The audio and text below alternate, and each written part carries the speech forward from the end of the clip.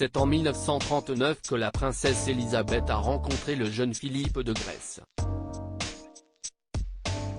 Dans son livre I Love Elizabeth II, le journaliste Bertrand Decker a expliqué que l'ancien duc d'Édimbourg n'a pas hésité à rouler des mécaniques pour séduire la future reine d'Angleterre. Pour l'éternité, Élisabeth II et le prince Philippe reposent sous une pierre tombale de la chapelle Saint-Georges du château de Windsor. C'est le 9 avril 2021 qu'est mort le duc d'Édimbourg, à l'âge de 99 ans. Il aura fallu attendre le 25 décembre 2021 pour que Sa Majesté évoque publiquement le décès de l'homme qui a partagé sa vie pendant 73 ans. Bien que ce soit une période de joie pour de nombreuses personnes, Noël peut être particulièrement cruel lorsque l'on perd un être cher. Et cette année en particulier, je comprends pourquoi.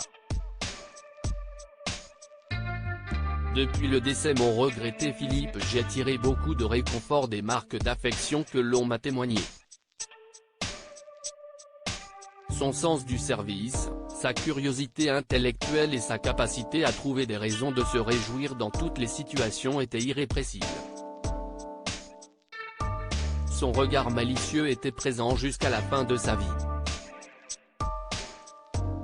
Mais la vie, bien sûr, s'achève un jour et bien qu'il nous manque cruellement, je sais qu'il aurait voulu que nous passions des fêtes tous ensemble, réunis, et très chaleureuses, avait déclaré la souveraine.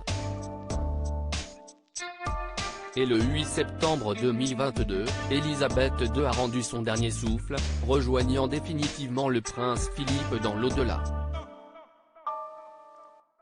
En 73 années de mariage, la reine et son époux ont traversé les tempêtes et ont eu le droit à de beaux moments de joie. Comme la naissance de leurs 4 enfants, Charles, Anne, Andrew et Edward. Comment Élisabeth II a-t-elle rencontré le prince Philippe? Une histoire d'amour, qui a vu le jour le 22 juillet 1939. À l'époque âgée de 13 ans, la jeune princesse Élisabeth visitait le South Devon, le collège maritime de Dartmouth, avec son père le roi George VI, sa mère la reine Élisabeth, et sa sœur la princesse Margaret. Comme le rapporte le journaliste Bertrand Decker dans son livre I Love Elizabeth II, le directeur de l'établissement avait demandé à 3 de ses élèves de montrer les environs à ses hôtes.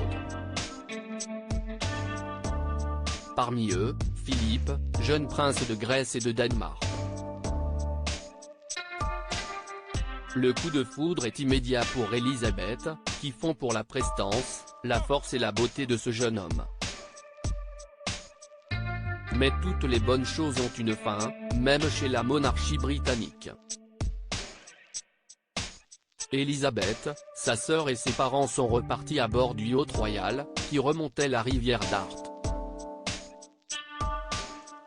Pris d'une impulsion, Philippe s'est alors muni d'un petit bateau qui se propulse à la rame.